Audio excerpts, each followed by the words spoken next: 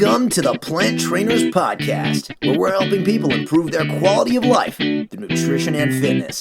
And now, your hosts, nutrition and wellness coaches, international speakers, Adam and Shoshana Chaim. Hey, I'm Adam Chaim. And I'm Shoshana Chaim, and we are Propelled by Plants. Today we bring to you episode 395, Easy Meals for Those Special Moments with Chef Lauren D'Agostino. In this episode of the Plant Trainers Podcast, we talk with Chef Lauren D'Agostino about creating easy meals for date night and Valentine's Day and really all of those other special moments.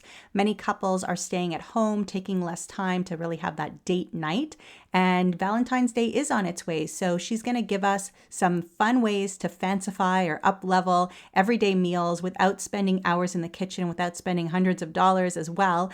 And we're going to hear about her pantry staples, batch cooking ideas, and Valentine's Day desserts. Lauren D'Agostino is a private plant-based chef, kitchen confidence coach, speaker, and author, helping veg-curious and plant-passionate people fall in love with plant-based food. Everything she does in the kitchen is infused with fun, familiarity, and high vibrations of love, joy, and gratitude. When she's not in her kitchen cooking, she's in the virtual kitchen teaching self-conscious and intimidated cooks the plant-based fundamentals so they can master the intuitive bliss of healthy and flavorful meals in the day-to-day. There's some really great ideas in this show. You're going to love these easy meals. And of course, happy Valentine's to you and enjoy the show. Greens powders can be very scary because there's toxicity, heavy metals, there's fillers, there's all kinds of things. And we know that so many of you have been emailing us asking, what do we use so that you will know what to use? So we are so glad we found BioFi Limitless Greens. We trust the product, we trust the people behind it, and we've gotten you a discount coupon. So go to www.biofishop.com/plants. That's biofishop.com/plants, or click the button in the show notes to grab your discount code and get your greens now. And now for a moment of gratitude. I'm grateful for friendships. I have all kinds of friendships at different levels, but in particular, one good friend has been reaching out lately, and it's really been beautiful to spend time with her on the phone. I've been working on a virtual race or adventure, you can call it, for our school community. And we have over 250 participants and it's going really well. So I'm super grateful for an amazing program that's been put together and affecting our community in such a positive way. I'm really proud of what you've done. Thanks. Lauren D'Agostino, thank you so much for joining us on the Plant Trainers Podcast today. I'm so excited to be here. Thanks for having me. No problem. We want to know if you have a moment of gratitude to share with us and the listeners. Yes, absolutely. I am feeling so grateful for all the opportunity to connect. I've really been enjoying connection with new people who I wouldn't otherwise have met if we didn't all learn how to do this virtual thing, but also really enjoying deeper connection to myself since a lot of my personal busyness has kind of subsided or turned off in a way. So just connection, like really going deep on connection, and so grateful for that. I think we've all had a lot of time to connect over the last 10 months, 11 months, to connect with other people or ourselves. And as much as we are being forced to be distant from other people, it's bringing us closer to some things. And people who have used that time and taken advantage of it and concentrated on the positive, or who am I, or what do I want to do in business, or who do I want to surround myself with? I think those people are really pushing forward and will remember 2020 as a much more positive experience than we're maybe feeling it as right now. Yeah, 100%. That was my intention as everything was kind of transpiring. Like, who is it that I want to be on the other side of this? How can I transform and how can I kind of cocoon in this moment and emerge as a light-filled, positivity spreading butterfly? That was sort of the seed that was planted in my consciousness kind of in the beginning. And yeah, to your point, I'm so grateful kind of for that perspective. It's fun for me to see how many people are saying how grateful they are for all this connection and being able to do this virtually over the last few months because of all these lockdowns and COVID and all that.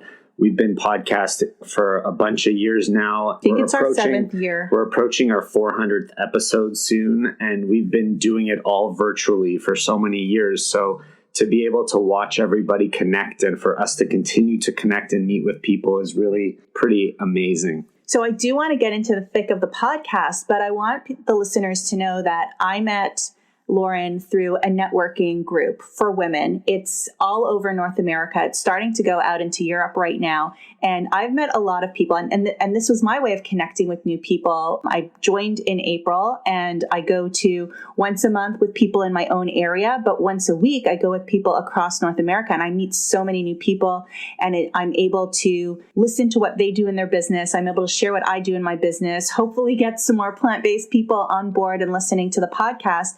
And Lauren's the first person who I've been able to connect with where, like, with 5 minutes in, I didn't offer it 5 minutes in, but like 5 minutes in, your energy and your knowledge and what you do, I'm like, oh my God, a podcast guest. This is totally amazing. And that's what the group is all about. It's about networking. How can you help other people? How can other people help you? And how could you move forward as a personal level, but also on a business level? So if anybody out there is a woman who is listening, who is saying, I'd like to connect with other people. I'd like to grow my business. I'd like to grow my plant-based world and find other amazing people. We're going to put a link in the show notes to FemCity. And I want you to use that link to explore FemCity. And if you use that link, you're going to get half price off or something like that, or a free month. I don't know. You could figure that out, or you could reach out to us at info@planttrainers.com. Totally didn't expect to go this way. But because of the connection I made with Lauren, that was so amazing. I want you guys to share in that too. So yeah, check that out. And now let's move on. Move on. I'll put the link in the show notes. Let's go. Put the link in the show notes. All right. So what we want to know, Lauren, is how did you find a plant-based lifestyle? And what changed for you? Yeah, so much changed. But really, I found it because my diet was heavily not plant-based. I was working as a pastry chef and cake decorator and waitress at the time. So my diet consisted mostly of cake scraps, cookies, triple espresso lattes, and soggy French fries, or like whatever leftover fried food I could get my hands on at the restaurant. So not only from working so much and sleeping so little, but just I was putting the wrong fuel in the machine. And I started to notice that there was a huge opportunity for me to shift what I was eating, and that would be really the best way to start to heal. I had bronchitis for about 5 months. I just couldn't shake it. My ribs, everything. I'd have to brace myself just because of the pain. And so anyway, so as I kind of started to lift my head up from all of what I was doing, just working so hard, I noticed there were some really rad people in my awareness, coworkers, people at the restaurant, and they all had this kind of common style. They had the mala necklace, they had the chlorophyll enriched water. And I just got really curious. I was asking them what kinds of foods they were eating. I was asking them just more about their lifestyles, and they all happened to be vegan, but kind of consciously plant-focused vegans, right? We know such a thing as the junk food vegan. And so I knew kind of personally from being vegetarian in college for a little bit, I knew why that lifestyle and that diet would be better for me. But it was the second time around that I really felt like it was the right thing for my body. I think from the previous time, I knew intellectually that it made sense, but it lasted only a short while because I didn't actually feel kind of like that vitality, that sense of health really flowing through my body. So I kind of used myself as an experiment and was really slow and graceful with the transition because I knew I wanted it to last. It was something that was deeply important to me, both kind of to heal from just being sick and feeling so thin and kind of burnt out, worked to the bone. So that was kind of the path. And then I took about 4 months to really get to where I wanted to be, which was fully vegan, but focused so much more on plant-based. And I was so fortunate to live in Orlando, Florida at the time as well, which has a really surprisingly large vegan community. So I was surrounded by plenty of restaurants and places to go check out as I was getting curious. I'm kind of just curious by nature. So yeah, that was kind of how I came to it. And then I've never looked back, really. And that was like 5 or 6 years ago, I think. So many people are starting to transition or going through that process right now. What was the most challenging part of that process for you? Probably the mindset, I think, really is. And it's kind of a common thing that I see in working with people now. You have to be open to exploring new things. You have to be curious. You have to be kind of willing to accept your failures and just keep going, right? With any change. And I think there's a lot of pressure that we put on ourselves, or that we feel kind of, once you want to identify with a particular diet label or whatever, like you feel like that's such the box that you have to be in, but we forget that it takes a little bit of work to get there. So grace and grit kind of were the things that were helpful. And also I kept the reason for wanting to transition. I kept that really close to my heart and to my belly. I wanted to transition for that health goal that I mentioned, but also for the animals and for the environment. And then I stayed on it so long because I fell so in love with the food that I was enjoying and the flavors I was experiencing. And now I feel just like this higher level of emotion, all these positive, higher vibrational kinds of things. And I really can kind of only attribute it to the food that I've been choosing. I think we talked about that a lot with Yogi Triathlete and the vibration of the food and stuff like that. And there's a difference of who's touched your food and where your food has come from. And if it actually has the nutrients in it that it's supposed to, because it was grown in the right way. And all of that makes a huge difference. So definitely living in a warmer climate works, but we're up here in Toronto and it works for us too. So there's definitely so much to say that when you get it right. And I love that you say you kind of took 4 months to get to where you wanted to go, because a lot of people after week 2, after week 3, they're like, I don't know what to do. I'm reading this recipe. It makes me nervous, or I don't know where to get these ingredients. And there's so many reasons to give up. So give yourself time and be kind to yourself is a really good lesson from that story. So thank you so much for sharing it. But hang on, you said when you get it right. And I don't think that there ever is a get it right, because I think it's an evolution and it continues to evolve. Even for us as nutrition coaches, helping clients or talking in our personal lives, our nutrition continues to evolve and change. And what might be right today might change a little tomorrow to be a little bit more right for that moment. For that moment, exactly. Yeah. For that moment, for that next goal, until you say, okay, well, if I've gotten here, now what can I do next? Totally. Exactly. So what can I do next? That's a really good question. What can people keep in their pantry on a regular basis so that they have access to making interesting meals, not just, the same boring salad or the same because rice. All we eat is lettuce, right? Exactly. I don't think we've actually been off lettuce for the last little while. Being in winter here right now, we've been saying, okay, let's just eat worm and let's see what that does for our body this year. But what are some of those pantry staples that you have in your pantry and that you recommend other people have? Because not everybody is a chef like you. We don't have those skills. People will call me a chef. I'm like, I'm not a chef. Have you ever seen me cut an onion? I don't know what I'm doing. I just know how to put it together. But what do we need in the pantry? Yeah. So for the pantry, you really can think about it in 3 main categories. Your flavor category, right? How are you going to make your food exciting? And so we do that with the obvious spices, whatever kinds of spices work for you. Maybe try some new ones that you've not really cooked with before, but that maybe you notice that you appreciate the flavors of when you're out to eat, or whatever recipes you're looking at that kind of look good. Start to bring in some new kinds of things. I've had a lot of fun with that lately. And then other things for flavor too are going to be like vinegars and other kinds of condiments. So, maybe you're doing tamari, or if soy is no good for you, maybe it's coconut aminos. There's so many different kinds of vinegars. We could have a podcast on that alone, of all the different just kinds of things that you can combine. And so, flavor is essential. And in that also I'll add, fresh citrus, salt, different kinds of salts, if that's something that works for you. Something simple too, like fresh pepper, right? So you get the idea, right? There's all different kinds of spices. I have my personal favorites: garlic, onion, different dried herbs, cumin, chili powder, dry mustard, and then some kind of sweet warming spices, cinnamon, clove, nutmeg, ginger, that sort of stuff.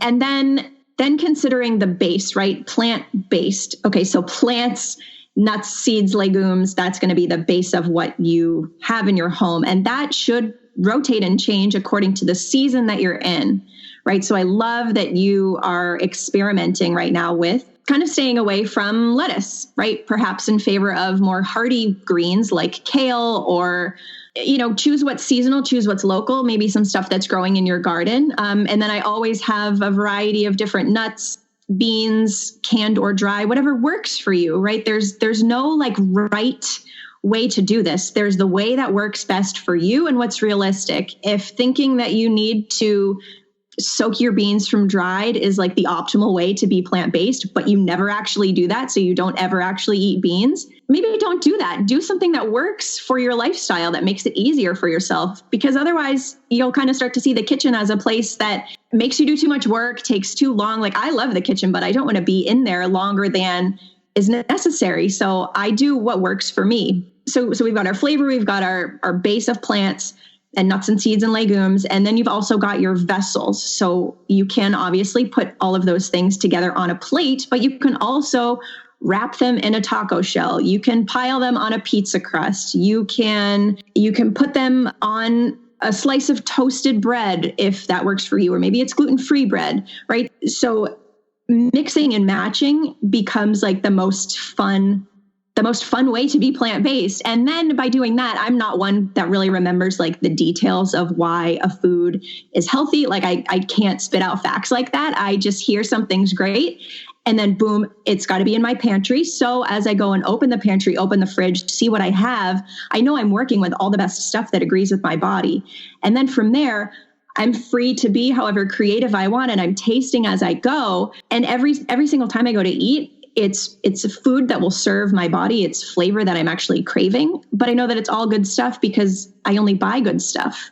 And sure, I waver from the healthiest path sometimes. I'm only human, but I treat those moments as really kind of special and sacred, and they're few and far between. And otherwise it's a vote for my health when I go to eat my meals. I think that's key. I think when you make a shopping list and you know exactly what you want to buy in the store, and you can keep yourself from buying the things that you know are not serving you well, that you know are not making you feel good, then they're not in the house when you're ready to go cook. Can you go out and get them? Sure. If you're going to buy stamps at the post office and there's, a bag of chips in the store next door and you go buy that, okay, that's not going to happen every day. But when you only buy things and bring them into your house, especially now that people aren't going out quite as much, depending on where you live, but not going out quite as much. We talked about this a lot during the pandemic, is that you could only eat what you have. I want to talk about the flavoring you mentioned before with the salt or the spices. And one of the things that happened to me when I transitioned to this lifestyle is I found that I was tasting food very differently than I had previously. And by removing a lot of the heavily processed foods that I used to consume, my taste buds changed over time. And I'm at the point right now where I will eat something and not add spices to it. And I will taste the food for what it's meant to be taste like. But at the same time, I know by not adding those spices, I'm losing out on some of those benefits that those specific flavors or spices have. But I just wanted to point out that it's interesting how our taste buds change over time and adjust from what they may have used to be. And you could still use those flavorings, but the salt might not be as important, because a lot of people need salt to be able to taste their food. When I put salt in a dish, I go like once or twice with the salt mill, where it used to be like I used to grind it for minutes and minutes and minutes. So there's a huge difference on cutting back there. And then, of course, overall health and water retention and all of that. But what I really want to know is, how do we take these staples? How do we make some awesome meals that don't require us being in the kitchen longer than we need to, but still have a lot of comfort or have a lot of satisfaction from eating them? Yeah, such a good question. So I have two parts to this answer. The first is the practice of batch cooking. That was a total game changer for me. I knew kind of as I was going through this transition, I wanted to become empowered in this process. I didn't want to depend on a Pinterest board of recipes. I didn't want to have to search for instructions for how to put a meal together every time I had to go eat, right? That felt just like exhausting and kind of the wrong approach for me. Meal planning, like any of that stuff, I don't practice personally. But what I was practicing was batch cooking. And by that, I mean, basically taking home your groceries, and as you're putting them away and as you're unpacking the produce, you're kind of breaking them down. That's kind of what you do in a restaurant, right? You would be prepared for dinner service. So because I came from this food service background and had this experience, I thought, oh gosh, there's a hack here that I can apply at home, that I can have all these ingredients that are ready to go for me so that when I'm hungry, I mix and match, I heat it up this way or that way, eat it cold, whip up a quick sauce, and then I have my meal in 10 minutes or less. So batch cooking was huge. So some different things that are included in that is like pre-roasting a bunch of sweet potatoes to have on hand for either a power bowl or breakfast. Sometimes I have sweet potatoes for breakfast or dessert. Shredding all of your head of kale. It keeps for a surprisingly long amount of time if you keep just like a linen towel or a paper towel in the bag or the container with it. And a lot of this I do through the food processor. So it takes hardly any time at all. And the appliances are doing the work for me. It's phenomenal.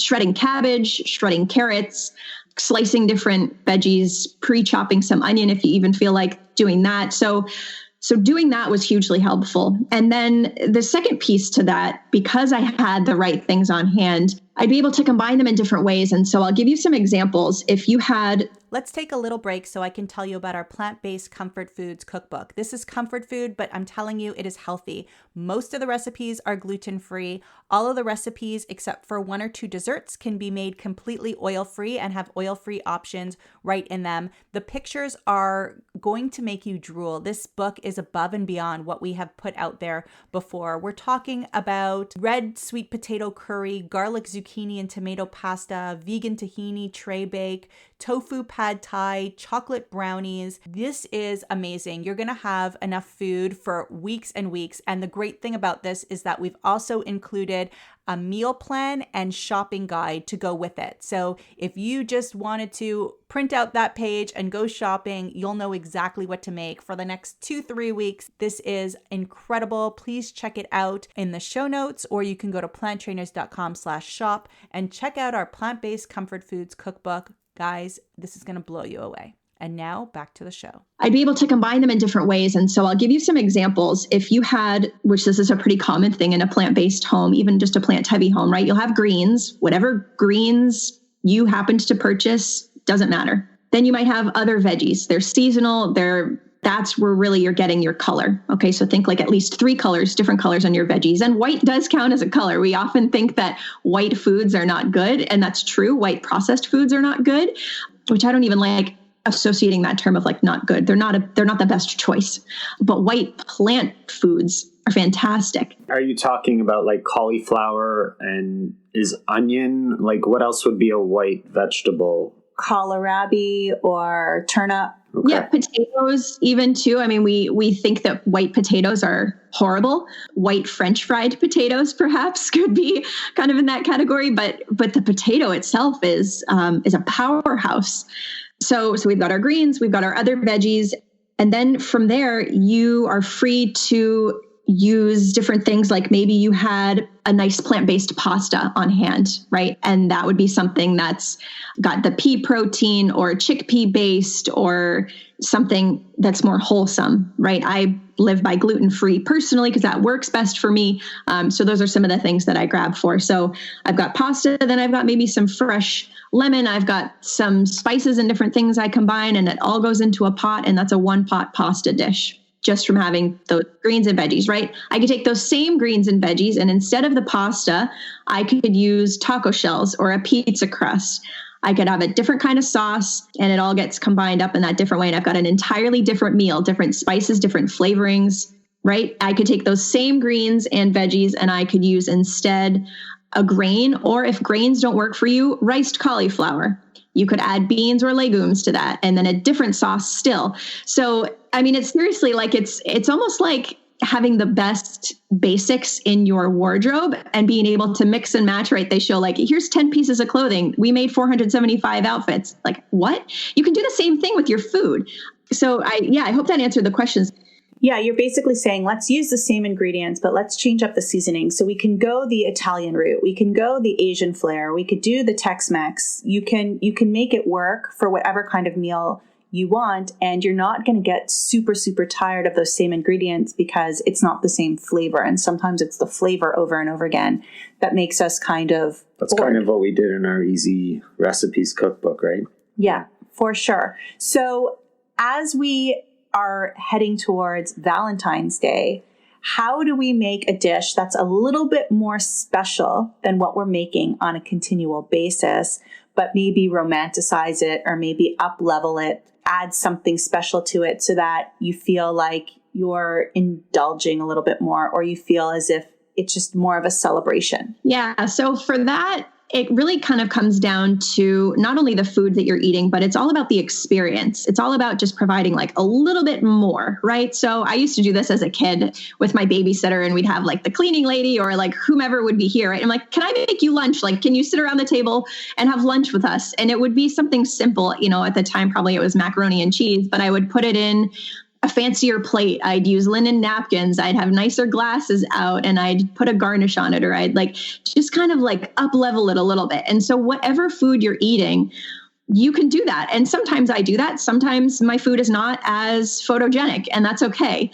But to make it a bit more appealing on the plate, you can think about, kind of as I already mentioned, like, do I have enough color on here? Is this visually exciting to look at? So that's one easy way. Another thing I love to do too is when you're dressing something or putting a sauce on it, sometimes I'll put it into a piping bag or even just a plastic bag and just cut the corner tip off. And I'll do a nicer looking drizzle instead of like something that just kind of looks haphazard and sort of sloppy. And then again, just like that additional garnish, right? Like, do you have microgreens or sprouts or like something else kind of nice that you can put on top of it, so that whatever you're doing, I mean, even if it's just something simple like a power bowl might be what you're having, like, can you just take note of those details to make it feel really super special? Can you also be really present with the people that you're having the meal with? No cell phones, no TV, some nice dinner music.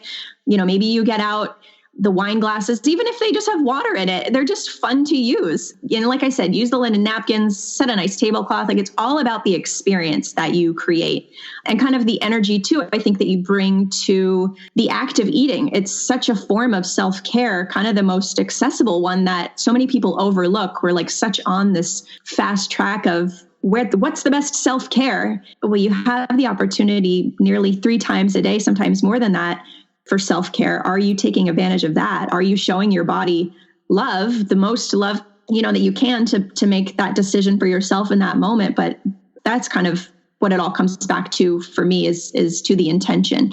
So here's another kind of just a practical example. Also, I served a grilled cheese and tomato soup for a dinner party, and it's part of a Valentine's Day menu that I'm doing. So instead of just like a boring tomato soup, right, it comes with a nice swirled, like a basil cashew cream swirled on the top and made all pretty. And instead of just like a plain grilled cheese, maybe it's grilled cheese croutons, or they're cut in diagonals. So it's just those little attention to details, and like how can we just raise this up just a smidge? When us non-chef people make these fancied up kind of drizzles and meals and they don't come out as well as we hope they do, that's okay, because it's all about the effort that we're putting into it, the energy that we're putting into it, the intention, and the love, right? The love. So the secret ingredient. Our kids learned very early that the secret ingredient to every meal is love. Yeah. Oh, I love that. And I love what you said too, Adam, about just whatever your meal comes out as, it's perfectly beautiful the way that it is. I think we have a habit of comparing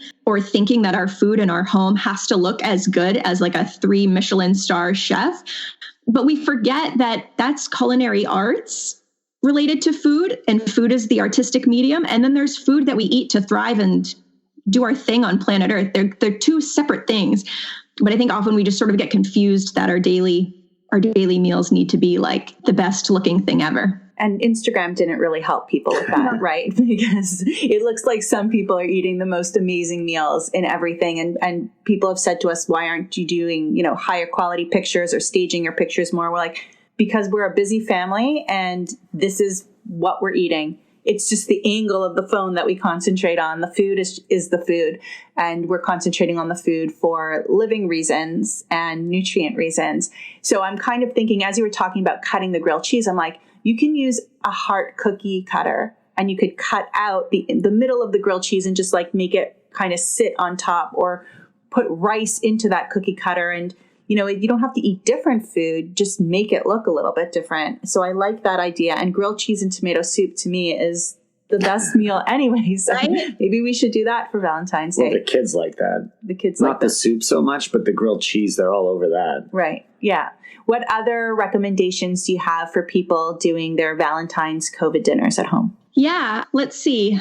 I am offering a fun virtual class, kind of a cook-along class on Valentine's Day. I'm happy to share that with you if you think your listeners might like to know about that. But yeah, I think I've really kind of shared a good amount of my suggestions. I think the other thing too is treat this like a date night at home. Like maybe get a little more dressed up than you might otherwise. What Brush about your hair. Yeah, like people tend to think like, oh, Valentine's Day, chocolate, sweets, stuff like that. Is there some kind of dessert recipe-ish dish or something that you would make specifically for Valentine's Day? Yeah, sure. There's a really easy way to enjoy, I think, the simplicity and sweetness of dates. I love medjool dates. And so you can stuff them with either nut butter or any kind of nut. I love to use walnuts. And then if you have a good quality chocolate that you love to use, you can melt the chocolate and dip those into it and kind of make kind of tastes like a Snickers bar a little bit. So those are fun and really easy. And then for this Valentine's menu, I've done chocolate cake, like little chocolate cupcakes. So again, like you can find whatever chocolate cake recipe works for you. This one happens to be vegan and gluten-free because that's what I practice and live personally, right? And so I hollowed out the middle with an apple core, I made a chocolate ganache with coconut cream and vegan chocolate chips. And so that's in the center. And then you just warm that up for 11 or 15 seconds in the microwave. And you've got this like amazing chocolate lava cake kind of experience. And it feels really indulgent, but it's only got, for sweetener, maybe maple syrup or coconut sugar or applesauce. And it feels and it looks like such a indulgent thing, but it all was created with more wholesome ingredients. So I guess that's kind of the takeaway from here, right? It's like, what is your best, most indulgent kind of guilty pleasure treat? And then how can you think about changing the ingredients so that it's a meal that serves you? Like, not only does it taste incredible, but it's actually things that will boost your vitality.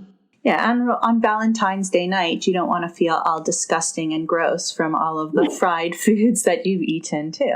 And at the same time, I know we're talking about some foods that have sugar in it, and we have listeners that don't use sugar or processed sugar, and that's not something that we do all of the time. It's our most of the time that really matters the most. So once in a while to indulge for a reason like this, it's not such a big deal. So don't feel bad about it or feel guilty or think that you're cheating your system or doing something horribly wrong. Yeah, totally. So what message do you have? What other tips do you have? What do you really want people to know right now? I think a couple of things. So first, when you think about plant-based, think about it as a journey. Think about it as a transition. Think about it as something that will change your life, right? Because we know that it does. And so with anything that's going to be that impactful, at least for myself and for a lot of the people that I work with, you've got to kind of like really settle into that. Like, that's a big thing. You've got to celebrate that because it deserves to be celebrated and recognized that you're simply even exploring, or that you're, here listening to this podcast, right? That you want to know all of this stuff. And then how can you, and I see this a lot and hear this a lot, people that say, oh, but I'm not a cook, or, but I'm not a chef, or, but I don't know so much about what I'm doing. Like, that's okay. But how can you start to say that in a different way? I'm learning how to cook. I'm learning how to feed myself in a more delicious way. I'm learning to be more compassionate in my kitchen and in my world, in my life. I'm learning to appreciate my food. I'm learning to slow down and enjoy my food. I'm learning to make better choices. I think by having that shift in perspective, it just allows everything else to kind of flow a lot more easily. And then really the part that's the most fun for me is kind of being in the kitchen with those people and cheering them on and just celebrating every little progress that's made, because that's what boosts their confidence. That's what helps them to keep going, even when it feels like the lower hanging fruit is something that's actually not fruit. Maybe it's something that's like or a choice that they don't want to be making. So that's kind of more on the food philosophy side, I guess. And then, then how can you start to just swap some things that are in your pantry? How can you add in more veggies to your plate, to your life, so that other stuff that you don't want to be choosing can start to just fall off naturally? So sometimes if I'm craving chips or something that I know I might not really want to eat, I say, okay, I can have those, but I have to have this huge salad or this huge bowl of veggies first. I have to have this other thing first. And then most of the time, I don't even want that other thing because I'm so full. Or take that kale that you batched up earlier in the week after the food shop and make some kale chips out of that. Even better. Totally. Exactly. Yeah. I love that advice, and shift in perspective is so important. So thank you, Lauren, for sharing that. If people want to reach out and connect with you, where would be the best place for them to go? Yeah, the best place is my website, laurendagostino.com. On there, they can leave their email to get a look at my pantry, what exactly is on my list, those things that I mentioned, those different food categories. And that's a helpful starting point. And then there's all sorts of other cool stuff on there. The Valentine's Day kind of event that I'm doing, I call it Sweetheart Supper Club. So you can cook along with me virtually and other couples from across the globe for a couple of hours in the afternoon on Valentine's Day, and then enjoy your meal that we've just cooked together. So that's going to be a lot of fun. And then I am on Instagram too. Chef Lauren D'Agostino is my handle, so you can follow along with what I'm up to there.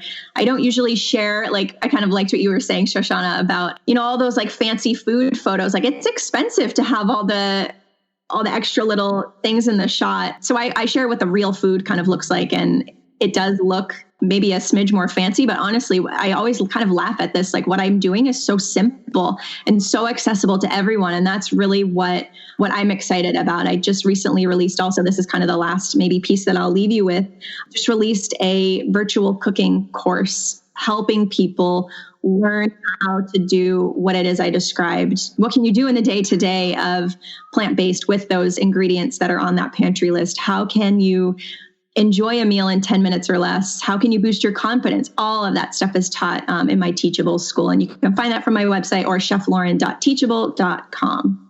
Amazing. Thank you so much, Lauren, for joining us on the Plant Trainers podcast today. We are going to share all of those links in our show notes at planttrainers.com, and we really look forward to what you do next. Awesome. Thanks so much for having me. Thanks, Take care. Lauren. Thank you all so much for listening to this edition of the Plant Trainers podcast. We want to make sure that you subscribe on iTunes, Google Play, iHeartRadio, Stitcher, or any other podcasting platform. We really appreciate the feedback we receive from you every time we get a 5-star rating or review on iTunes from one of our fans. It really helps other people find us just like you did. Thanks so much to our patrons. To become a patron, visit us at patreon.com/planttrainers. Even supporting us with $1 really makes a difference in the quality of the show. And don't forget to connect with us on Instagram and Twitter. Our handle is @PlantTrainers. Like Plant Trainers on Facebook, join our newsletter, and check out our website at planttrainers.com for awesome recipes, a list of our services, and of course, our latest podcast. We encourage you to email your questions to info@planttrainers.com so that we can help you improve your quality of life through nutrition and fitness. So we hope we've inspired you today. Join us again next time and have a healthy day. Or is that too corny? It's a little cheesy.